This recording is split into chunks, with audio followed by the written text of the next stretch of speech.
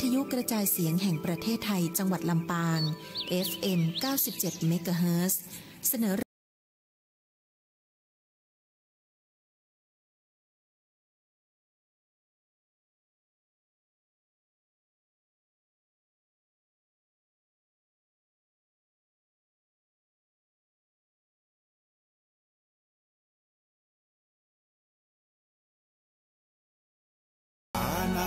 ปาตาเวรมณีอทินนาทานาเวรมณีกาเมมุสาสุราเม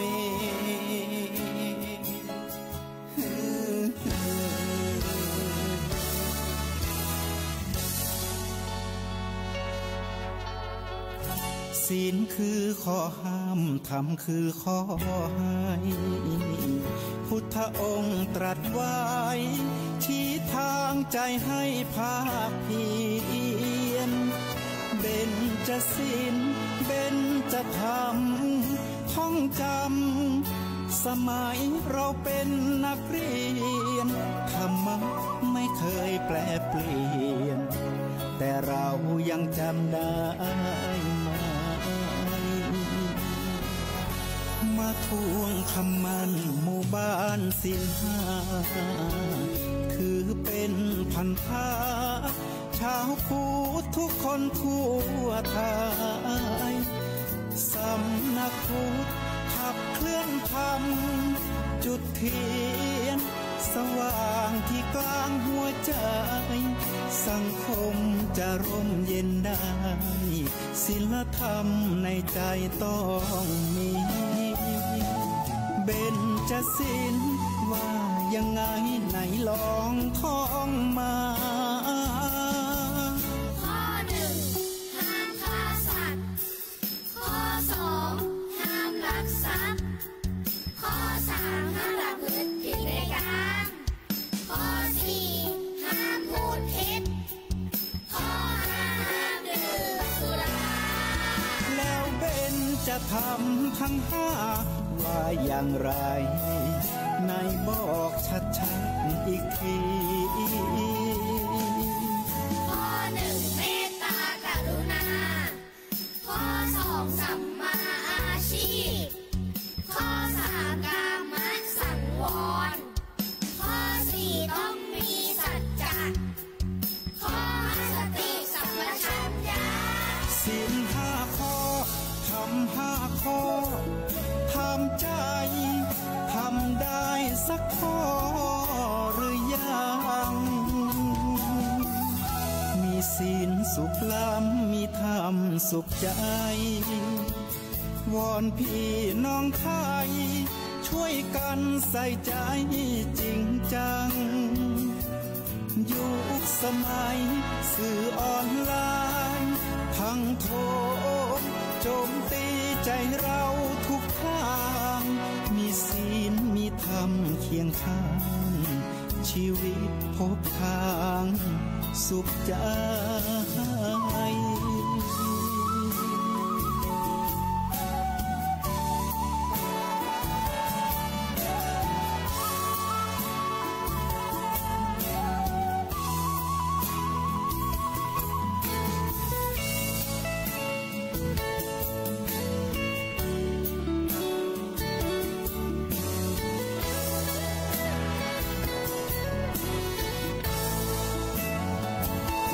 เบญจศีลว่ายังไงไหนลองท่องมาข้อหนึ่งห้ามฆ่าสัตว์ข้อสองห้ามลักทรัพย์ข้อสามห้ามประพฤติผิดในกามข้อสี่ห้ามพูดเท็จข้อห้าห้ามดื่มสุราแล้วเบญจธรรมทั้งห้าว่าอย่างไรนายบอกชัดๆอีกทีข้อหนึ่งเมตตากรุณาข้อสองสัมมาอาชีพข้อสามกามสังวรข้อสี่ต้องมีสัจจะข้อห้า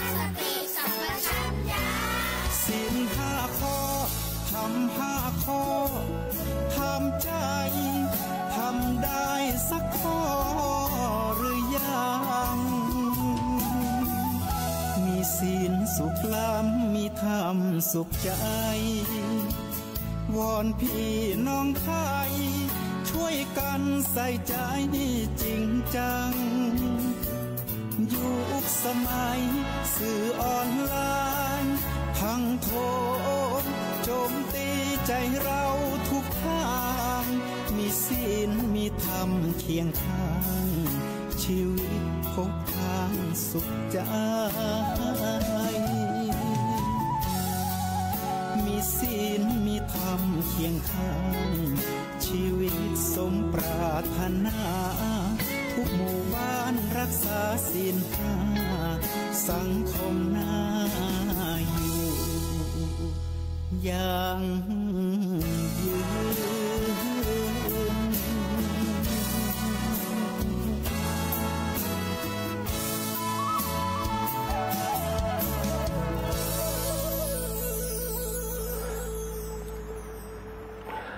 คำว่าศรัทธาและปัสสาทะเป็นกรรมธรรมะที่แจ้งเปล่งใสนะแปลความไปแล้วนะบ่ได้ไปไกลนะแค่เชื่อบ่ได้และเหลื่อมใสเข้าแต่ปัจจุบันมันเกินแบบเป่ากวงปันเมาอยู่นะมีศรัทธาและปัสสาทะนะพิษกล่องแบบเบามัวเมาตึงบ่ป้นเรื่องความตื่นเก๋านะฟังความมัวเมาไว้ในสิ่งสร้างสัพพะคำสอนนะนำมากล่าวอ้างเหมือนได้แนวต่างเป่งว่า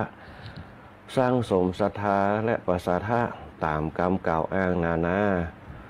บ่ต้องเหียนหู้ผ่านถ้อยภาษาแค่นำเงินตามาแอบอ้างคำสอนซุกสอนสอดไส้ใส่เข้าไปใหญ่ยศบิดเบียงกันหนุนนั้นบีบกดนะไหลสดใส่เข้าเนืองนั้นปันแปลงแต่งไว้ซับซ้อนสูญกันนะใส่ความมัวมันคือดูเปล่งจ้าหวังได้ทรัพย์สินหนุนนั้นปันบ้าตามวันตาเรียกร้องจนกันไว้สาอนาแส่ซ่องลงจากห้องธรรมากูอย่างสร้างไว้ได้แค่หิหาทรัพย์สินนานาจากคนกราบไหวสติร้อยหายปัญญาบะไกนบสนในหลายเดียดจะกำเกิดหลากหลายต่ำหลายเปล่งว่าหน้ามดหายขาดเสียงลงไปหันมาก็นักหน้าบ่รักโตดไผก็อย่างเปลี่ยนไปตามกรรมเอ่ยอ้างศีลธรรมแตกบางไปแล้วเลยนายเฮยก็ขอความสุขความเจริญจงมีแด่คณะสัทธาญาติโยมพุทธศาสนิกชนทุกคนทุกท่านวันนี้รายการธรรมะยามเจ้าทางสทลำปาง FM 97 เมกะเฮิรตซ์ก็ได้มาพบปะกันนะตามอีกวาระหนึ่งนะซึ่งวันจันทร์ที่ผ่านมาก็ไม่ได้เข้ารายการนะเพราะว่าผลของว่ามาบัดตันนะมาบัดตันเปิดตัดรายการเข้าไปเหลือเวลาทำ10 นาทีเนี่ยก็เลยมาบัดตันเปิดเลยตัดรายการเข้าไปสู่ทางวิทยุแห่งประเทศไทยไปนะก็เลยมานั่งฟังท่านพระอาจารย์ไพบูลย์อภิปุโนไปตัวนะก็สู่มาอภัยตัวกับบางผู้บางท่านที่ตั้งหน้าตั้งตารอกันรายการธรรมะยามเจ้าเขาจะมีคณะสงฆ์อำเภอเมืองจังหวัดลำปางเฮาโดยการนำของหลวงพ่อพระครูนุศาสตร์วรธรรมเจ้าหน้าอำเภอเมืองลำปางวัดบุญยวาสวิหารนะเป็นประธานฝ่ายสงฆ์นะแล้วก็เจ้าพ่อเจ้าหน้าตำบลทุกกลุ่มทุกตนนะที่คอยคือกำลังใจกันมาในรายการธรรมะยามเจ้าแล้วก็หลวงพ่อเจ้าวาดทุกรูปทุกตนนะพระเนรเถรน้อยทุกท่านนะที่เป็นบนห้องว่าเป็นพลังในสังฆรัตนะเฮาที่จะมาเผื่อแผ่กับคณะสัทธาญาติโยมหลายโดยเฉพาะพลังภายในเรื่องบนห้องว่าสังฆบารมีบางครั้งมันอาจจะจับต้องบ่ได้มันอาจจะสัมผัสบ่ได้แต่เฮาได้มาจากเปิดห้องว่าความรู้สึกต่างๆบางผู้บางท่านก็ตื่นเจ้ามาเปิดวิทยุฟังกันบางผู้บางท่านก็เปิดวิทยุไปตัวนะกวาดวัดไปตัวล่างถ้วยล่างจ้อนเจ็ดโฮงไปตัวนะโฮงก็คือกุฏินะตั้งภาษาเมืองบ้านเฮาเปิดห้องว่าโฮงนะเจ็ดโฮงเจ็ดอย่างกันนะอันนี้ก็ กิจวัตรประจำวันเดี๋ยวสักค่อยขวายเปิ้นก็ไปบิณฑบาตกันโดยเฉพาะวันนี้บางวัดเนี่ยเปิ้นก็จะจัดแจงแต่งดาวันพระวันศีลกันเนี่ยวันนี้ถือว่าเป็นวันศีลนะเปิ้นเฮาว่าเป็นวันศีล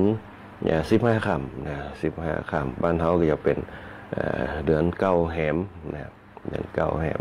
จะออกแล้วนะจะออกเป็นเดือน10นะเดือน10ทั้งเหนือบ้านเฮาแต่เดือนไทยนี่จะเป็นเดือน7นะเดือน7เนี่ยเดือน7กันและนี่ก็เป็นวันพระวันศีลก็จะมีหลายวัดที่เพิ่นจัดกิจกรรมกันบางที่บางแห่งก็จะตื่นเจ้ามาก็ไปใส่บาตรนะทำบุญใส่บาตรเพิ่นเฮาว่าปั๊มเป็นบารมีตานะบารมีกันนะในช่วงตอนเจ้าในยุคปัจจุบันก็จะเห็นจากคนเฒ่าคนแก่เขาเป็นอนักนะผู้มีอายุทั้งหลายนะเป็นอนักที่ทำกิจกรรมกันในเรื่องของการใส่บาตรทำบุญนะไปวัดรักษาศีลฟังธรรมกันอันนี้ก็เป็นกิจวัตรที่ทุกคนทุกท่านได้สืบทอดกันมาในการดำเนินชีวิตของเขานะ ในช่วงเจ้านี่ก็จะได้ไปบิณฑบาตไปบิณฑบาตหลายที่หลายแห่งนะตั้งอาตมาภาพก็ได้รับบิณฑบาตกันบอกว่าจะเป็นวิทยาลัยอาชีวศึกษาจังหวัดลำปางเฮาเนี่ยเพิ่นก็จะจัดงานเพิ่นเฮาว่าจัดกิจกรรมทุกวันพระนะวันพระชำระใจนะก็จะได้นำอรมะนี่แหละเป็นเพิ่นเฮาว่าเป็นใบเบิกตางนะเป็นตัวนำร่องในช่วงตอนเจ้าสร้างความเป็นสิริมงคลนะคือกับมวลแห่งธรรมชาตินะมวลแห่งธรรมชาติบางครั้งเฮาฟังไปปุ๊บมันเหมือนกับว่างเปล่านะมันเหมือนกับบ่มีอะไรอย่างเกิดขึ้นแต่สิ่งเหล่านี้ปุ๊บมันเป็นมวลแห่งธรรมชาตินะมันเป็นสิ่งที่จับต้องบ่ได้สามารถสัมผัสได้ด้วยฌานคือความละเอียดอ่อนที่เราได้ทำกันนะบอกว่าจะเป็นโรงพยาบาลนะวันนี้ก็ตรงกันหลายที่หลายแห่งนะก็อย่าไปบิณฑบาตครับคณะศรัทธาญาติโยมเขาตัวถามว่าบิณฑบาตเนี่ยได้อย่างพ่องนะพระสงฆ์เขาก็ได้กิจวัตรคนบ้านก็จะได้อารมณ์ที่เขาใส่ไปอารมณ์กับอาหารมันบ่เหมือนกันที่เขากินเข้าไปอารมณ์คือเขาได้ทำแล้วก็มีความสุขแบบไหนความสุขที่เราได้ให้ได้ปล่อยได้วางเป็นอารมณ์ความรู้สึกเดี๋ยวหูจักวางเนี่ยเขาปล่อยคือการปล่อยวางคือการปล่อยวางตรงนั้นเนี่ยเป็นการฝึกพฤติกรรมนิสัยเขาหูจักปันใจคือแก่การแบ่งใจหากันนะคือโอกาสซึ่งกันและกันนี่แหละคือผลเนี่ยเราออนในยุคใหม่เนี่ยฟังบ่เคยหู้เรื่องนะพอออนลูกใหม่มันตัวว่าวัตถุหนึ่งความเจริญยืนสตังค์คือต้องได้สิ่งของนะอารมณ์ความรู้สึกต่างๆมันบ่เคยรับละเหมือนกับพ่อแม่สอนลูกสอนอย่างนะกำสอนเขาก็เป็นกำด่าไปเหี้ยกำสอนเขาบางครั้งบ่เข้าหูเขานะเขาถือว่าเขาหูนักกว่านะบางอย่างเป็นต้นแต่บางอย่างมันบ่น้อมไปตามนะบ่น้อมไปตามกำสอนนั่นคือไผ่นั่นคือป่อนั่นคือแม่นั่นคือปู่นั่นคือตาคือใหญ่เนี่ยมันบ่น้อมไปในความเคารพอ่อนน้อมนะความซึมซับมันก็เลยบ่มีนะเนี่ยเพราะฉะนั้นเนี่ยคณะศรัทธาญาติโยมการฮือตาเป็นการเปิ้นว่าการรับเนี่ยการให้การรับนะกับสิ่งที่มันจะเกิดขึ้นกับบุคคลที่เหนือกว่านะเปิ้นว่าถ้าเป็นพระเจ้าเปิ้นว่าปฏิฆาหกก็คือผู้รับทายกก็คือผู้ให้กับผู้รับนะคือกันตอบกันมันก็จะเป็นความยินดีเหมือนกับเฮาฮือของเปิ้นไปเปิ้นยินดีครับเฮาก็มีความสุขแต่เฮาบ่ต้องติดในสิ่งที่เราให้ฮือไปแล้วปุ๊บบ่ต้องจะดีหรือบ่ดีจะได้ก็ตามเฮาฮือไปแล้วปุ๊บเฮาเอาสิ่งที่ดีให้เนี่ยมันเป็นความรู้สึกของเฮาอยู่แล้วเมื่อเปิ้นรับไว้แล้วปุ๊บเนี่ยเปิ้นจะเอาไปทำอย่างนั้นเป็นอีกเรื่องนึงนะเป็นอีกเรื่องนึงเฮาบ่ต้องไปติดใจในเรื่องการให้นั่นแหละคือการให้คือการปล่อยให้ได้มันก็จะสะสมในจิตของเขาว่ารู้จักการปล่อยเหมือนกับทุกท่านที่มาฟังรายการธรรมะยามเจ้าคือปล่อยอารมณ์ไปกับเสียงแห่งธรรมอาจจะเนื้อหาอาจจะบ่เข้าหูกระท่อนกระแทนแต่เราให้อารมณ์เขาไปสู่เสียงที่เขาได้ฟังตื่นเจ้ามาปุ๊บเปิดวิทยุเปิดโทรศัพท์เนี่ยคืนสวทลำปางนั่นแหละคือการให้อารมณ์นะเสียงตรงนี้เนี่ยเหมือนกับเสียงเพลงถ้าเสียงเพลงมันเข้าหูเขาก็ร้องไปตัวเขาก็นันทนาการไปตัวแต่เขาแจ้อารมณ์แห่งธรรมะคือ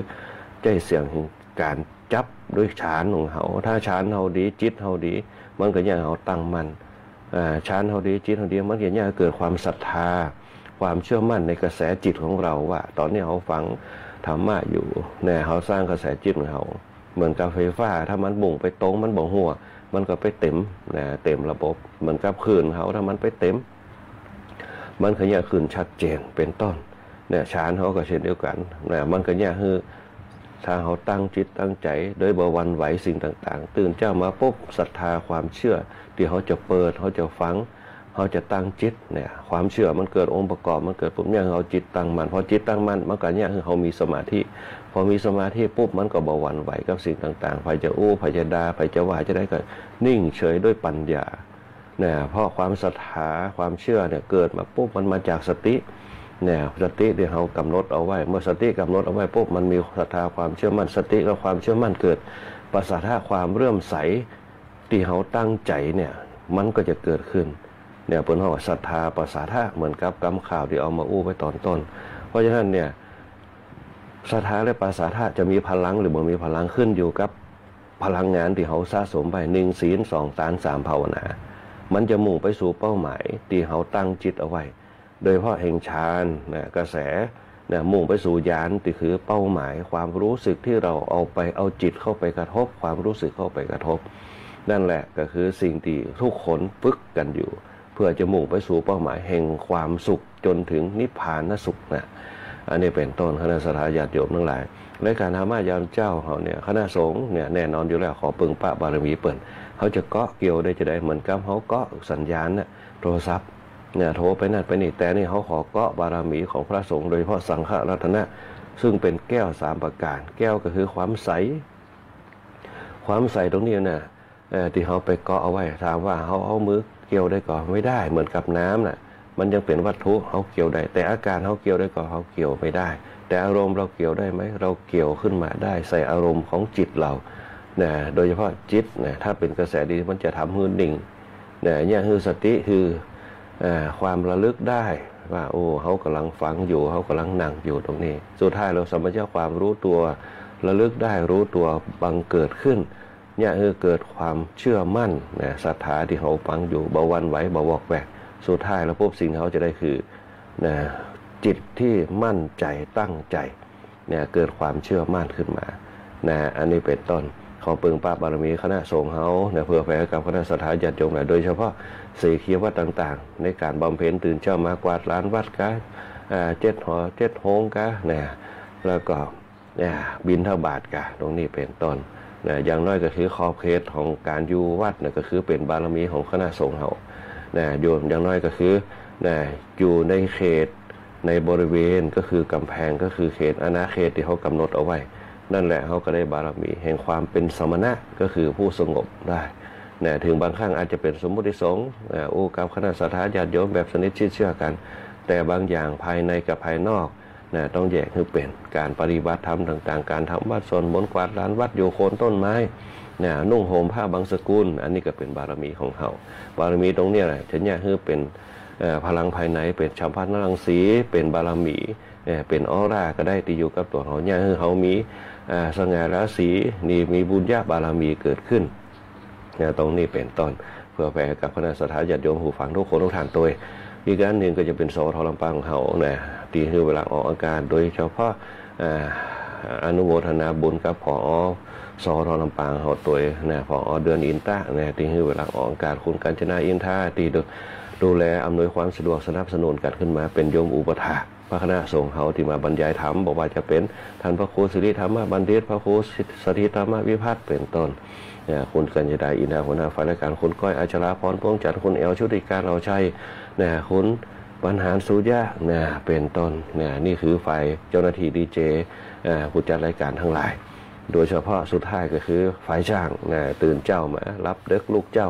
เนี่ยหัวหน้าฝ่ายช่างหัวหน้าประสานทีมทองเนี่ยก็จะค้นคว้าหา เนี่ยนันทนาการบอกว่าจะเป็นเพลงบัมมะพ่องบอกว่าจะเป็นตัดรายการตีพระสงฆ์เขาบ่ได้เข้ารายการเนี่ยเอารายการแห่งประเทศไทยมาใส่กันพ่องเนี่ยคนหัวหน้าประสานทีมทองเขาเนี่ยแล้วก็คนแหลมเพชรนันตาแสงเนี่ยคนทูพิงพงศิริแสนแล้วก็ช่างต่อว่าที่ร้อยตรีอดิษฐ์วรรณวารีเป็นต้นอันนี้เขาได้ช่างต่อเนี่ยควบคุมภาพควบคุมเสียงคือกับพ่อแม่พี่น้องทั้งหลายได้ยินได้ฟังได้เห็นกันในภาพของอินเทอร์เน็ตต่างๆอันนี้เป็นต้นรวมไปถึงเจ้าหน้าที่ทุกคนทุกท่านที่ให้มิตรสัมพันธ์ที่ดีในการเป็นห้องว่าเป็นเพื่อนสาธมิกกัน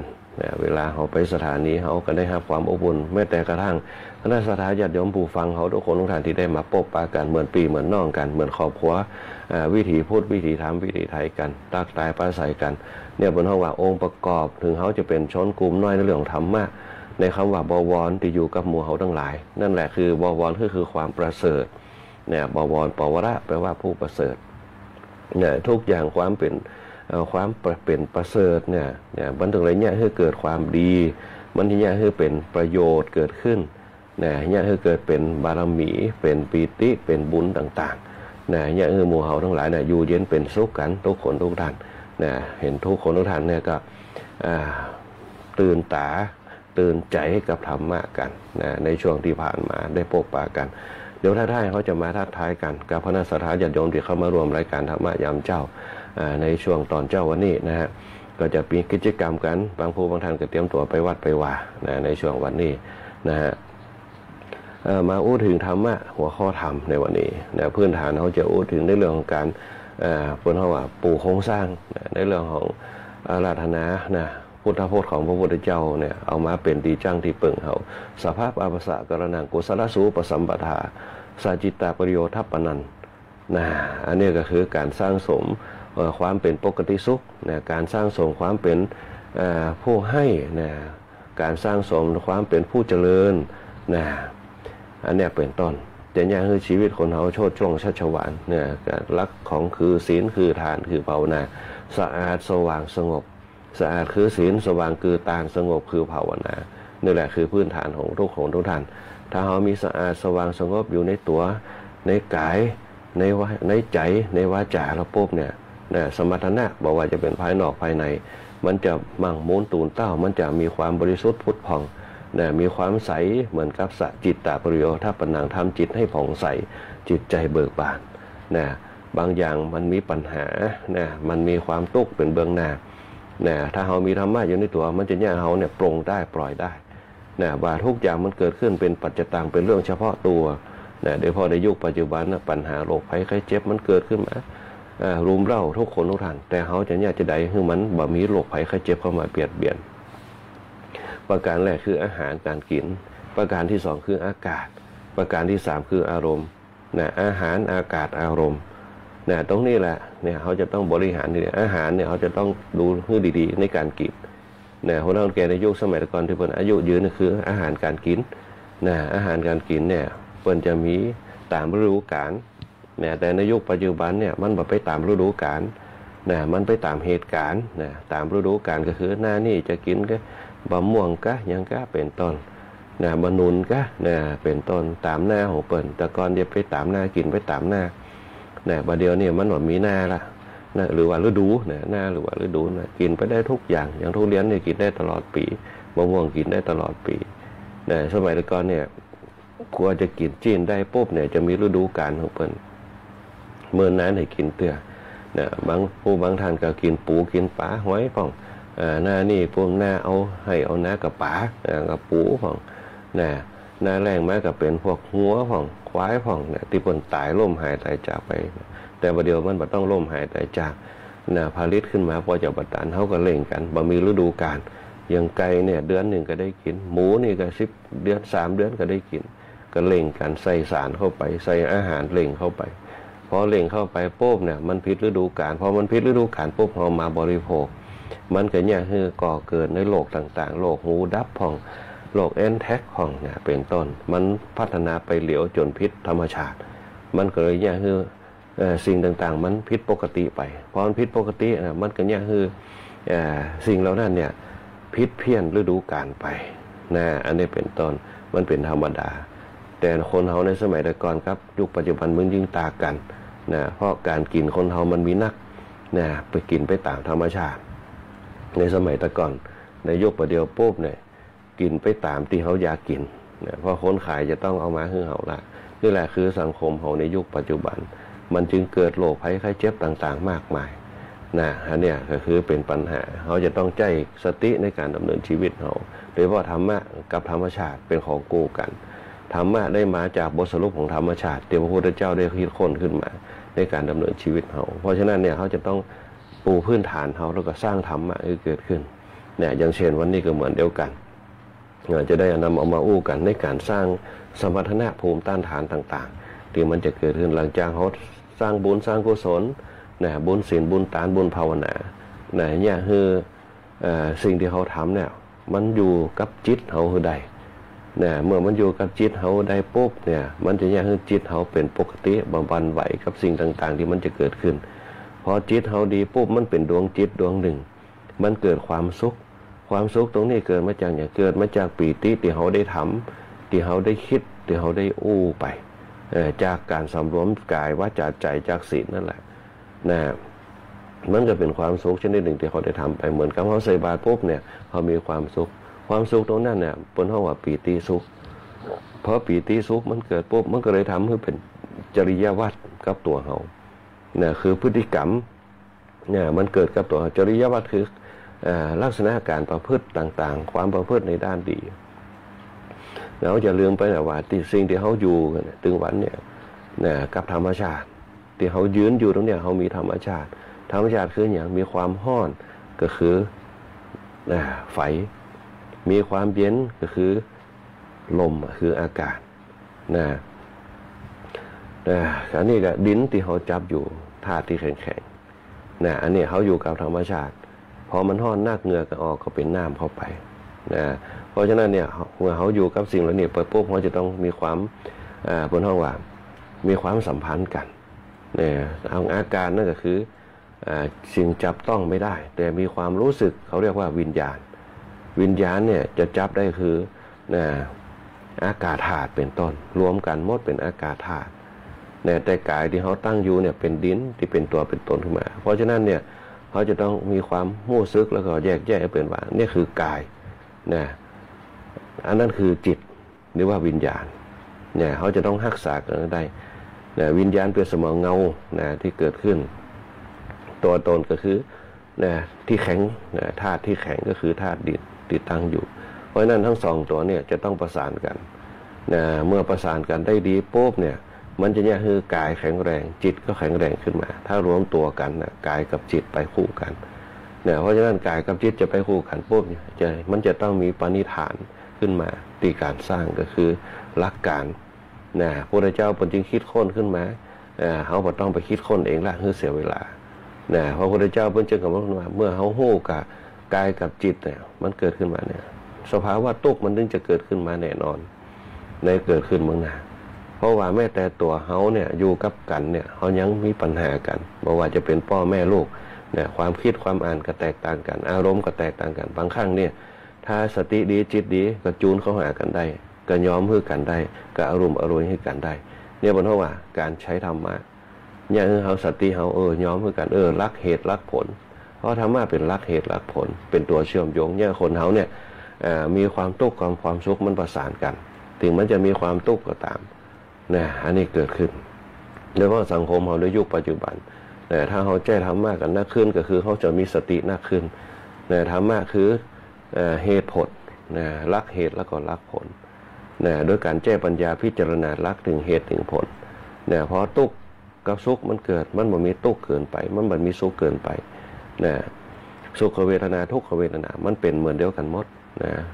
สุขนักก็ว่าดีทุกข์นักก็ว่าดีเพราะฉะนั้นเนี่ยรักของธรรมะจะเอามาพิจารณาไปการดำเนินชีวิตเขาก็เช่นเดียวกันเขาใจรักแห่งธรรมะเนี่ยสงบจิตสงบใจเขาได้ปุ๊บมันจะเหนียวโปร่งได้โดยพลังที่เขามีอยู่ก็คือพลังฐานคือโปร่งได้ปล่อยได้มาจากอานิสงส์ของฐานบางผู้บางท่านมีสติมีอาจจะมีนิสัยใจห้อนแต่เขาข่มได้เพราะมีรักเหตุรักผลบางคนนี่ใจห้อนแต่มีรักเหตุรักผลที่มันสามารถคงอยู่ได้อยู่กับตัวกับตนได้เพราะอานิสงส์ของฐานคือการปล่อยการวางการปล่อยวางปล่อยอารมณ์ไปถึงเขาจะดิ้นรนจะได้ก็ตามเขาอยู่กับตัวเขาได้อันนี้คืออานิสงส์ของฐานแล้วก็อีกอันหนึ่งคืออานิสงส์แห่งศีลคือการสงบเป็นตัวดึงมาเหมือนกับเขายืนอยู่แล้วดึงเขามาอานิสงส์ของศีลกับฐานสุดท้ายแล้วปุ๊บเนี่ยสิ่งที่มันเป็นปัญหาที่เขาบ่เข้าหานั่นมันก็ยังเขาเกิดความเจริญก้าวหน้านั่นแหละคือคนเขามีสติบ่เข้าไปหาปัญหาบ่เข้าไปหาความทุกข์เขาสงบไปก่อน พิจารณาไตร่ตรองก่อนนะก่อนจะทำอันอย่างลงไปเปิ้นยังบอกว่าคิดก่อนทำนะคนเฮาเนี่ยต้องคิดก่อนทำไม่ใช่ว่าทำแล้วคิดทำแล้วคิดมันยังเอาผิดพลาดได้นะธรรมะเนี่ยคือสิ่งที่เป็นแจ้งนะธรรมะจารีสุขังเสติผู้ประพฤติธรรมย่อมอยู่เป็นสุขนะสุขเนี่ยสุขกายสุขใจที่จะเกิดขึ้นกับตัวเฮาเพราะฉะนั้นเนี่ยในทางพระพุทธศาสนาเฮาเนี่ยเปิ้นจึงมีโครงสร้างในการสร้างพลังที่จะเป็นตัวเชื่อมโยงไปหาธรรมะเนี่ยเฮาจึงมีศีลกับธรรมเกิดขึ้นเปิ้นเฮาว่าศีลธรรมองค์ประกอบแห่งศีลปัจจัยย่อยของศีลก็คือศีลตานภาวนาองค์ประกอบแห่งธรรมเนี่ยก็คือศีลสมาธิปัญญานะที่เฮาจะไปกันนะเพราะฉะนั้นเนี่ยคณะสัทธาญาติโยมทั้งหลายโครงสร้างในการสร้างบุญสร้างกุศลมันจะเป็นผลกับตัวเฮาเนี่ยเฮาอยู่เย็นเป็นสุขกันนะตรงนี้เมื่อสร้าง3อย่างเกิดขึ้นอยู่เย็นเป็นสุขได้จะได้ก็เพราะปีติหรือว่าปีติมันเกิดปีติมันเกิดจากผลสำเร็จที่เฮาได้ทำก็คือได้ปฏิบัติก็คือศีลคือทานคือภาวนาเนี่ยตัวที่จะเชื่อมโยงไปหาเนี่ยเฮามีพลังแก่กล้าก็คือปีติคือความอิ่มเอิบคือความอิ่มใจปีติมันเกิดขึ้นได้จะใดคณะสัทธาญาติโยมได้มันเกิดขึ้นมาจากความเบิกบานนะมันเกิดจากความเบิกบานมันเกิดจากการได้เตรียมตัวเนี่ยที่อย่างคนเฒ่าแก่ในยุคสมัยแต่ก่อนน่ะเปิ้นตื่นตัวเปิ้นมีเป้าหมายอยากจะเนี่ยมันดีที่สุดนะบ่ว่าจะเป็นลูกหมานึ่งข้าวเป่าไฟเอาไปใส่บาตรก่อนนะเตรียมเอาไว้อันนี้แบ่งเอาไว้นี่ใส่บาตรให้ตู้เจ้านะเปิ้นคิดถึงคำว่าตู้เจ้าเปิ้นใส่บาตรนะอันนี้คือความตั้งใจนะปีติมันจะเกิดนะอันนี้คือความบริสุทธิ์ที่เราตั้งจิตปัจจัยว่าเป้าหมายเอาให้ตู้เจ้ากินว่าใจเปิ้นตั้งเป้าหมายคือ1ปีติสิ่งที่เราได้ทำได้ตั้งใจเอาไว้แล้วก็เมื่อปล่อยไปปุ๊บเนี่ยมันเป็นความสุขมันเป็นปีติที่เขาได้ทำไปเหมือนกับเขาฮื้อของเขาอะแล้วเขาเอาไปใจเนี่ยเขาหันเขาใส่เสื้อเขาปีติมันเกิดเนี่ยแต่เขาจะไปยึดมั่นแบบเขาจะต้องใส่หรือไม่ใส่ถ้าเขามาใส่ปุ๊บมันจะเกิดเหมือนกับมันอยากกับข้าวเขากินกับข้าวล้ำปีติมันเกิดเป็นเขาว่าอุทกาปีติเนี่ยถ้าเขาบ่ได้คิดอย่างกับฐานเขาบ่ได้คิดอย่างกับที่เขาสอนเขาไปอุทกาปีติเนี่ยปีติมันจะเกิดขึ้นโอ้เขาภาคภูมิใจที่เขาทำแล้วปุ๊บเนี่ยเขาได้กินได้หยังเนี่ยมันเกิดขึ้นมามันเป็นพฤติกรรมเหมือนกับเขาสร้างบุญอันแรกเนี่ยเขาได้ทำขึ้นมามันเกิดปีติพอมันสร้างมันปุ๊บเนี่ยเปิ้นเฮาว่าอุทกาปีติเนี่ยปีติเล็กๆน้อยๆที่เขาได้ทำไปแล้วเกิดความสุขมันก็สะสมขึ้นมาพอกพูนขึ้นมาปีติเขาทำอย่างก็เกิดปีติคือความอิ่มใจเนี่ยมันคณิกาปีติอุทกาปีติคือปีติเล็กน้อยที่สะสมมาอีกอันหนึ่งคณิกาปีติปีติมันเกิดปุ๊บเนี่ยอย่างน้อยก็คือมันมีความรู้สึกละเนี่ยความรู้สึกมันเกิดมาจากอารมณ์หันลูกเนี่ยอย่างถูกตาถูกใจเขาเพราะปีติมันมีความสุขลูกเขาเป็นคนดีลูกเขาไม่เอาหาลูกเขาไม่ได้กราบไหว้แค่ลูกมากราบตีนปุ๊บเนี่ยเขากับปีติเกิดละบางคนที่น้ำตาซึมเลยนะลูกมากราบตีนเดี๋ยวเกานี่อันนี้เป็นคนห้องคณิกาปีติคือความปลื้มใจปีติตอนนี้ถ้ามันเกิดปุ๊บเนี่ยทางวิทยาศาสตร์เป็นห้องเอโดฟินสารแห่งความสุขมันเกิดความปลื้มใจมันเกิดความตื้นตันใจมันเกิดเป็นห้องคณิกาปีติเนี่ยอันนี้เป็นห้องว่าการสร้างบุญสร้างกุศลมันเป็นพื้นฐานเนี่ยเกิดตรงนี้เนี่ยคนเขาเนี่ยมีจิตที่สดใสมีใจที่เบิกบานมันเกิดขึ้นมาจากปีตินั่นเองเนี่ยบนห้องคณิกาปีติมันเกิดขึ้นมาบางครั้งเนี่ยความรู้สึกเขาเหมือนกับเขาหันอย่างที่มันตื้นตันใจน้ำตามันไหลมันกัดอกเนี่ยคณิกาปีติเพราะมันเนี่ยมันปุ๊บปีติมันเกิดปัจจัยว่าปีติมันมีตัวเดียวเนี่ยคณะสัทธาจะมีความละเอียดของมันอยู่มันมีหลายสาขาปีติมันเกิดเขาอาจจะเห็นสัตว์ก็ได้นะเขาอ่านหมาที่เขาเลี้ยงขึ้นมาพวกมันเนี่ยอย่างที่มันเหมือนกับมันเหมือนคนน่ะมันหู้จักมันมาอยู่กับเขามันมาขอเคียกับเขาห้องมันมามันป่ามันเหมือนกับตอบโต้กับเขามันแกว่งหางนั่นน่ะคณิกาปีติเกิดโอ้เขามีความฮักกับมันละเขาก็เอามากอดมาหอมมาดมนั้นคณิกาปีติมันเกิดขึ้นมาสุดท้ายแล้วปุ๊บเนี่ยเมื่อปีติมันเกิดปุ๊บเนี่ยเขาฮักมันน่ะเขาก็เอาเข้าให้มันกินอย่างให้มันกินเอาอาหารเพื่ออย่างดีเนี่ยเพราะอันนี้อย่างดีปุ๊บมันก็ติดนิสัยละมันก็เข้ามาเขามันอย่างเขาปีติมันก็เกิดเพิ่มขึ้นเขาก็เลยฮักกับสัตว์เหล่านั้นเหมือนกับลูกเขาเนี่ยสร้างอย่างมันดีๆปุ๊บมันก็มีความภาคภูมิใจขึ้นมานั่นแหละคือปีติอีกอันหนึ่งนี่องค์ประกอบเขาคือเขาได้ทำสิ่งดีๆเพราะว่าสิ่งที่เขาตั้งเอาไว้เนี่ยก็คือใส่บาตรสิ่งอย่างพระสงฆ์เขาวัดบ้านเขา พระสงฆ์เขาที่อยู่กับเขาขึ้นมาเนี่ยอันนี้คือคุณธรรมในการคำว่าวัดเนี่ยบ้านวัดโรงเรียนเนี่ยมันเป็นองค์ประกอบชั้นสูงเนี่ยถ้าเขาทำได้ปุ๊บมันจะเป็นพฤติกรรมส่งไปหาจิตของเขาเนี่ยคือฐานมันเกิดกับตัวเราฐานยิ่งใจที่มันเกิดคือเราให้แล้วปุ๊บเนี่ยไม่หวังผลตอบแทนเราให้ปุ๊บคือให้เพื่อให้เนี่ยไม่ได้ให้เพื่อได้ให้เพื่อให้แล้วปล่อยให้แล้ววางเนี่ยมันจะฝึกนิสัยเขาปุ๊บเนี่ยมันจะปล่อยอารมณ์ไปได้ถึงเขาจะโดนอารมณ์กระทบกระทั่งเขาก็ปล่อยไปได้ก็เพราะอานิสงส์ของฐานนั่นแหละเนี่ยเป็นอันเนี้ยเป็นห้องว่ามันจะเป็นอานิสงส์คือการให้เนี่ยเมื่อปีติมันเกิดปุ๊บเนี่ยปีติอย่างแรงกล้าขึ้นมาปุ๊บเนี่ยมันก็ผลักดันเนี่ยคือเกิดสิ่งที่เขาจะกระทำสิ่งที่เขาจะพูดสิ่งที่เขาจะคิดเนี่ยมันไปถึงชั้นสูงขึ้นไปแหมมันจะเนี่ยคือสิ่งเหล่านี้แหละขับเคลื่อนไปเนี่ยคือเกิดความเต็มอกเต็มใจในการกระทำความเต็มอกเต็มใจตรงนั้นมันเกิดมาจากบารมีความเต็มอกเต็มใจได้ทำปุ๊บความเก่งกล้าหน้าบานมันเกิดมาจากบารมีคือการเติมเต็มเมื่อเขาเติมเต็มมันก็ฮึกเหิมเวลาเขาจะเนี่ยการมันก็เกิดความฮึกเหิมที่จะต่อสู้ที่จะทำบางครั้งงานตั้งหน้าที่เต็มเปียบนะบางหน้านี่เจ้าหน้าหวานกล้าเนี่ยน้าเขาเนี่ยโอ้มีเป็น10 ไร่20 ไร่คนเขาเนี่ยบางครั้งถ้ามันบ่มีบารมีถ้ามันบ่มีพลังภายในปุ๊บมันจะเกิดอยากโอ้นาถึง10 ให้บัดนั้นเนี่ยปุ๊บเนี่ยโอ้บ่ไหวกล้านี่ตกบ่ได้ซื้อข้าวกินดีกว่าเนี่ยแต่คนสมัยว่าเก่าเนี่ยเปิ้นมีนา10 ให้ปุ๊บเนี่ย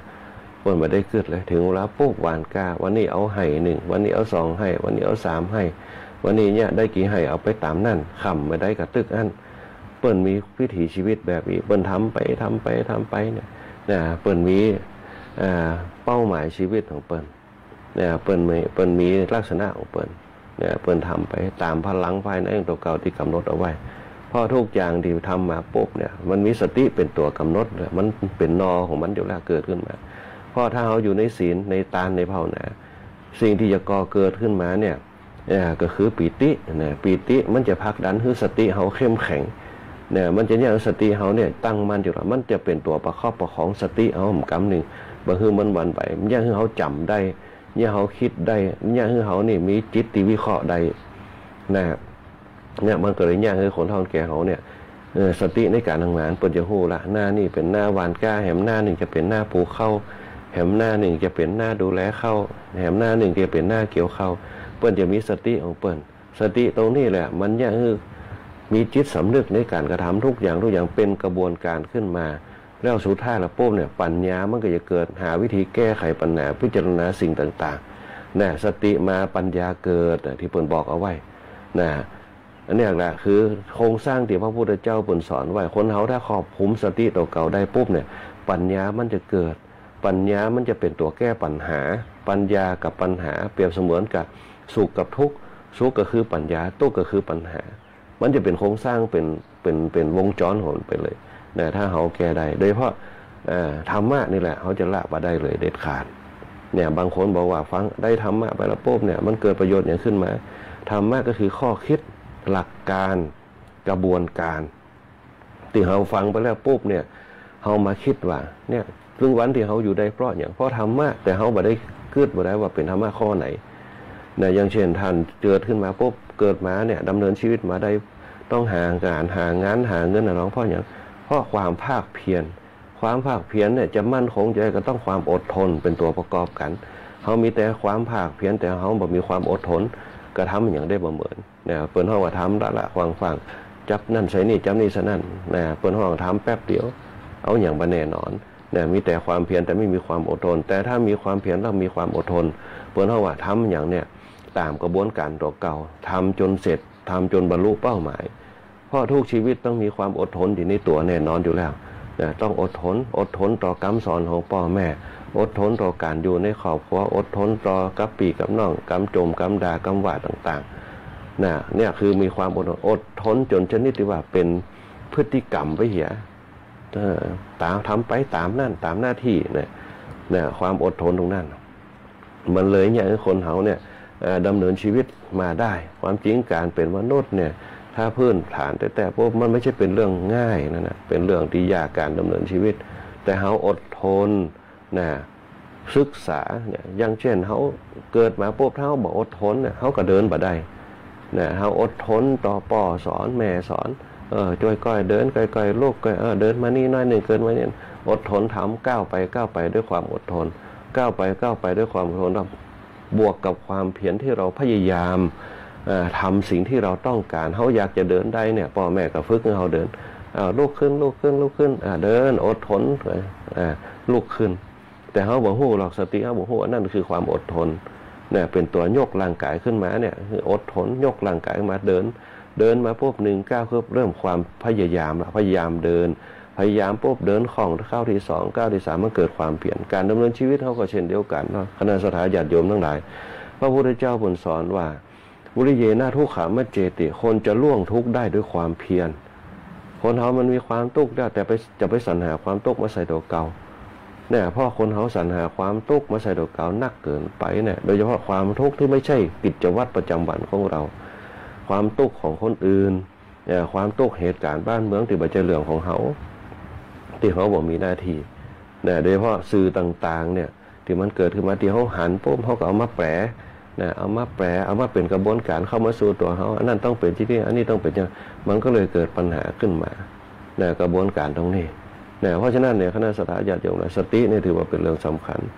นะเป็นสำคัญมากเป็นตัวตั้งที่จะมุ่งไปสู่เป้าหมายในอนาคตที่เขาจะดำเนินไปนะอีกอันหนึ่งก็คือธรรมะที่ยังบอกไว้ขันติความทนวิริยะความภาคเพียรมันเกิดขึ้นมาตามธรรมชาติของมันถ้าคนเขาเนี่ยอยู่ในกระบวนการของศีลตานภาวนาเนี่ยนะแล้วก็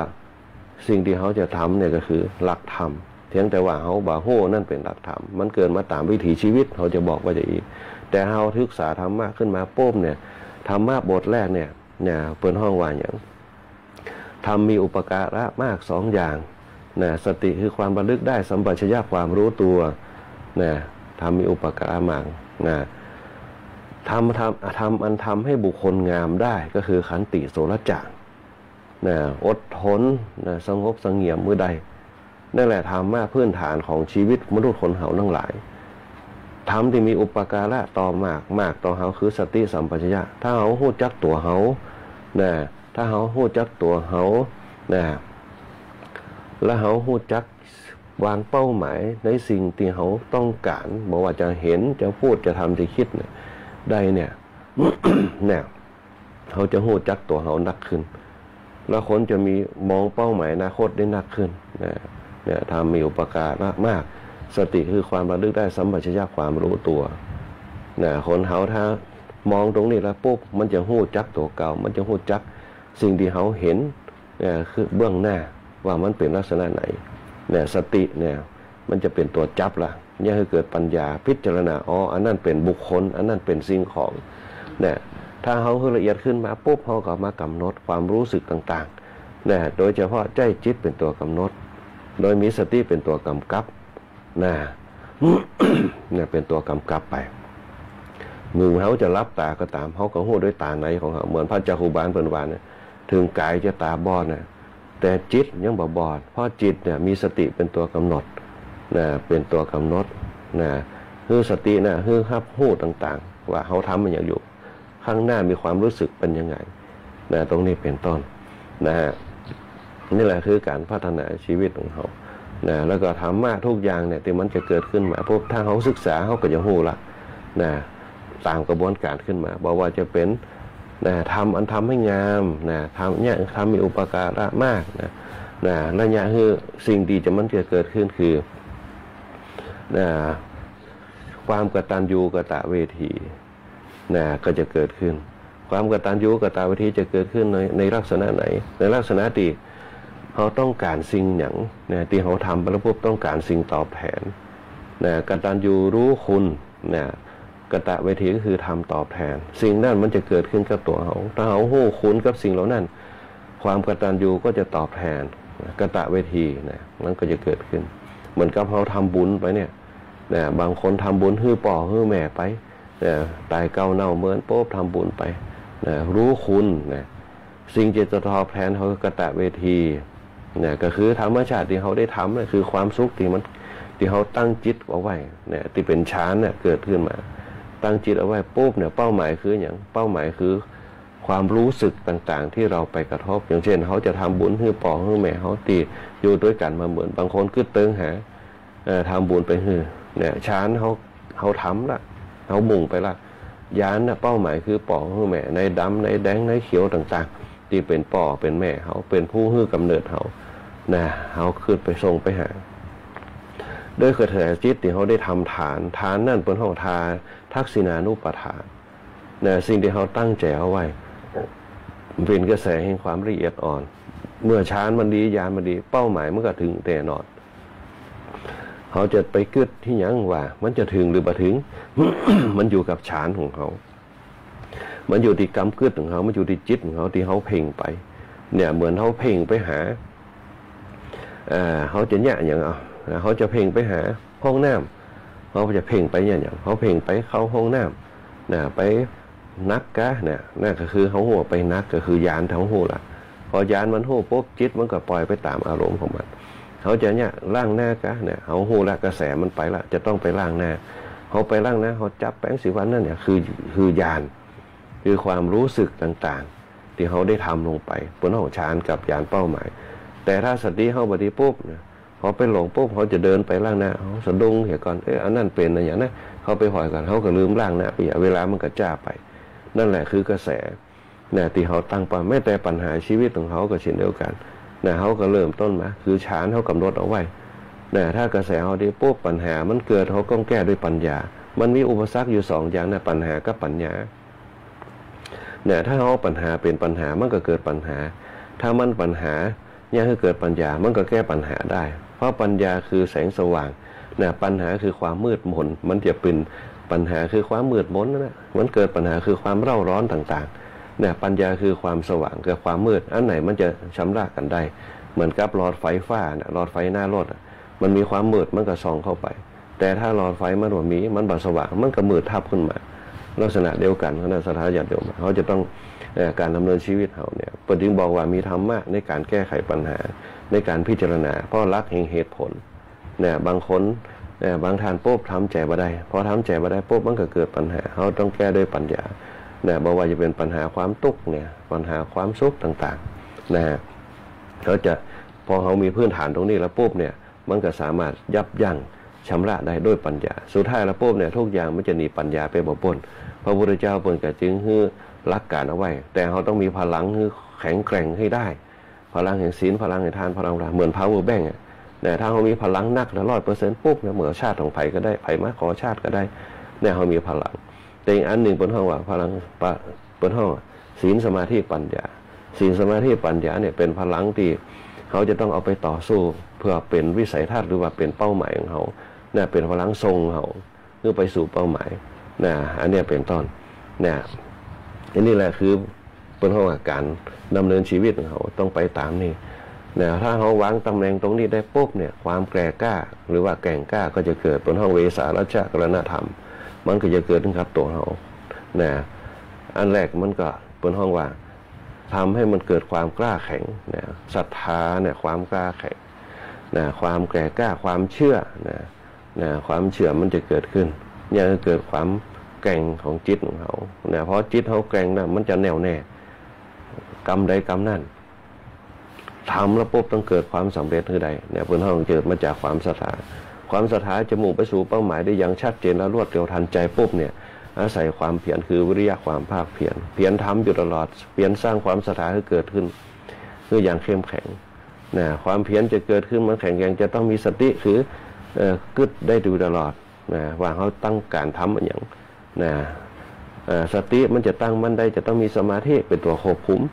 เนี่ยมันจะมีควบคุมเขาระลึกได้แต่เขาจะต้องควบคุมด้วยความตั้งมั่นเนี่ยความตั้งมั่นจะเกิดขึ้นได้ให้มันแข็งแกร่งได้จะต้องมีปัญญาคือความเข้าใจในกระบวนการนั้นๆเนี่ยมันก็จะเกิดขึ้นตามลำดับขั้นตอนมามันจะเป็นตัวเชื่อมโยงกันอย่างคือแต่ละคนเนี่ยมีความกล้าแข็งมีความเชื่อมั่นในกว่าเก่าเนี่ยคือเป้าหมายเขาสำเร็จขึ้นมาได้บอกว่าจะเป็นเขาจะคิดจะทำอย่างมันก็สำเร็จขึ้นมาได้เขาจะทำอย่างมันก็สำเร็จขึ้นมาได้ เพราะมันมีพลังที่แก่กล้า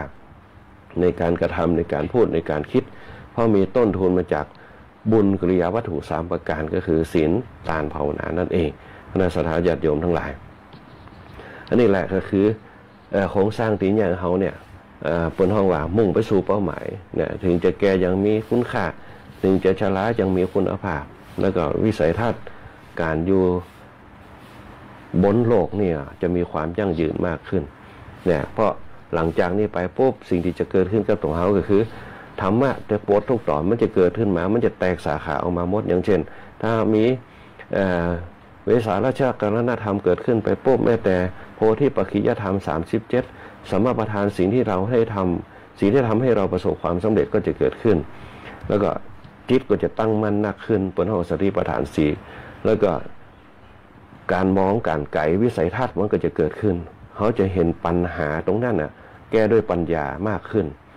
สุดท้ายแล้วปุ๊บเนี่ยมันก็เป็นไว้ตามวัฏจักรมันจะเกิดขึ้นเหมือนกับสังคมเขาในยุคปัจจุบันเนี่ยมันไปตามอริยสัจสี่เมื่อมีปัญหาสักวันมันก็ต้องหนทางออกมันก็มีแต่มันจะขึ้นอยู่กับปัญญาเขาก่อนถ้าปัญญาเขาดีเขาก็แก้ปัญหาได้อย่างมีระบบนั่นเองนะแล้วก็เนี่ยคือทุกสิ่งอย่างไปตามระบบแต่ถ้าปัญญาเขาบดีปุ๊บเขาฟังใจห้อนปุ๊บมันก็จะเกิดปัญหาเหมือนกับสงครามในตะวันออกกลางเนี่ยเป็นต้นเพราะฉะนั้นเนี่ยก็ขอคณะสัตยาญาติโยมหลายตั้งสติเอาไว้หนักๆโดยเฉพาะอาศัยปัจจัยพิจารณาคืออริยสัจสี่ทุกสมุทัยนิโรธมรรคเป็นตัวกำหนดนะวิเคราะห์เอาไปอย่างคือเกิดศีลสมาธิปัญญากับตัวเขาได้และชีวิตทุกชีวิตก็จะอยู่ด้วยกันอย่างมีความสุขนะมาถึงท้ายรายการเนี่ยขออนุญาตประกาศข่าวนะในวันนี้นะข่าวสารทั้งคณะสงฆ์บ้านเฮาที่เปิ้นมีฎีกานิมนต์มาแล้วก็คนห้องว่าเอามาประกาศให้ได้ว่าผู้รับทราบกันในวันที่27นะมิถุนายน2568นะตั้งวัดป่ารวกนะโดยเฉพาะท่านพระอาจารย์พระครูกันตาธรรมโกวิทนะเปิ้นจะมีงานเจริญชัยมงคลคาถารับสัญญบัตรพาดยศแล้วก็ผ้าไตรเนี่ยงานเปิดจะเริ่มตั้งแต่วันศุกร์4-7มิถุนายน2568เวลา 6 โมงเย็นนะเพื่อจะทำพิธีเจริญชัยมงคลคาถาต้อนรับสัญญบัตรพาดยศนะเรือนสมณศักดิ์นะของท่านพระครูกันตะธรรมโกวิทจังหวัดวัดป่ารวกคณะสัตยาญาติโยมอยากจะร่วมทำบุญก็ติดต่อไปได้ที่วัดป่ารวกเบอร์โทรศัพท์086นะ9152223นะ08691522223นะแล้วก็อีกเบอร์หนึ่งจะเป็นเบอร์087นะ1815598ติดต่อไปได้อยากจะร่วมทำบุญหน้าปานะอย่างนะรวมทายธรรมไทยทานเนี่ยก็ติดต่อไปตามเบอร์โทรศัพท์นี่อีกงานหนึ่งถัดไปวันเสาร์ที่28เวลา 9 นาฬิกาเนี่ยตั้งวัดแม่กุยเนี่ยก็จะมีงานฉลองสัญญบัตรพาดยศเจ้าหน้าตำบลชั้นเอกเนี่ยท่านพระครูภูริปัญญาวัฒน์เจ้าหน้าตำบลปุ้งแสนท้องเขต2เนี่ยเพื่อจะทำบุญฉลองสัญญบัตรพาดยศกันในวันเสาร์ที่28มิถุนายน2568เวลา 9 นาฬิกา 30 นาทีเป็นต้นไปคณะสัตยาญาติโยมอยากจะร่วมทำบุญก็ตามกำลังจิตศรัทธาก็ติดต่อไปได้บอกว่าจะเป็นทายธรรมทายทานบริจาคลงทานพ่องเนี่ยหน้าปานะอย่างต่างๆก็ติดต่อไปได้ที่เบอร์โทรศัพท์088-259-4117แล้วก็เบอร์โทรศัพท์065นะ4829719 088-259-4117กับ065-4829719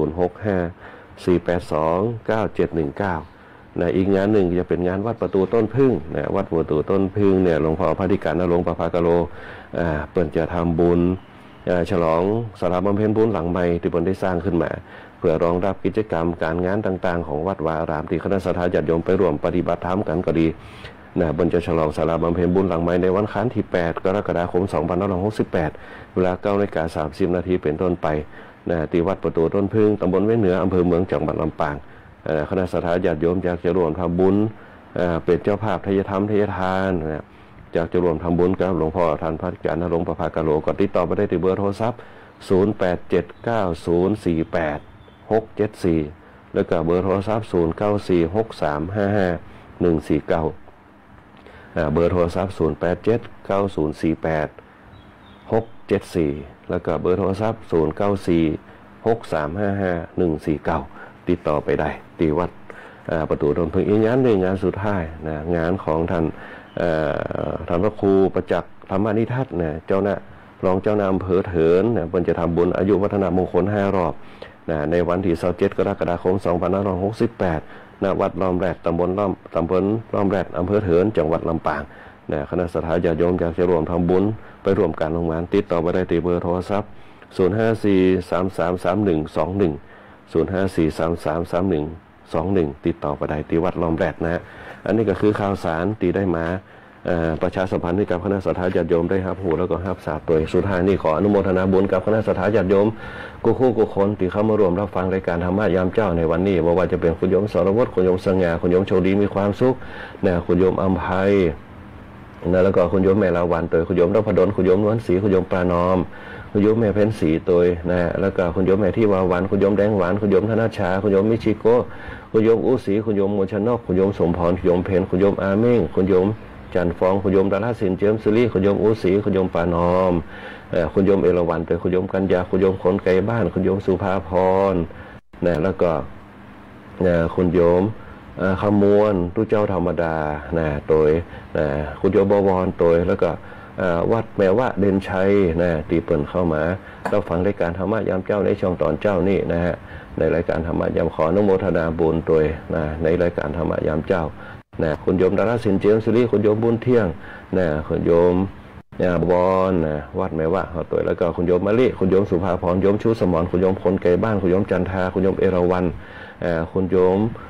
พิมพ์ชวีคุณโยมพระสอนคุณโยมนายนะคุณโยมอุศรีคุณโยมสุธีคุณโยมอาเมียคุณโยมสมพรคุณโยมยงยุทธคุณโยมมนชนกตัวคุณโยมแดงหวานคุณโยมธนชาคุณโยมเพ็ญศรีคุณโยมนพดล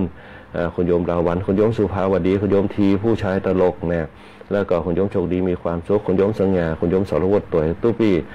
พี่นันโทพี่ขู่ตัวตู้ปีติคามโนพี่ขู่ตัวพระครูพิทักษ์ปริยานพระครูวิจารณ์วรการตัวที่ฟังรายการธรรมะยามเจ้าได้สนทนาธรรมกันตัวในงาน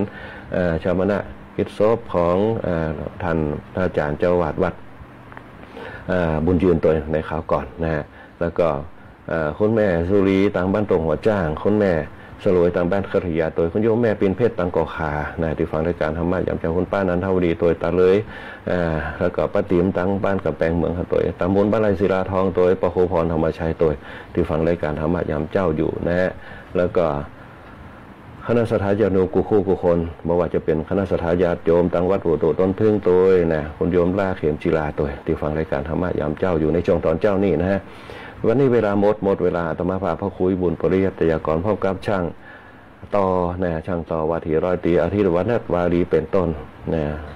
ก็ขอเจริญพรลากับคณะสัตยาติโยมเอาไว้แต่เพียงเท่านี้โอกาสหน้าก็มาพบปะกันในวันนี้ก็ขอเจริญพรติดตามรับฟังรายการธรรมะยามเช้าได้ใหม่ในวันและเวลาเดียวกันนี้ทางสถานีวิทยุกระจายเสียงแห่งประเทศไทยจังหวัดลำปาง FM 97 เมกะเฮิรตซ์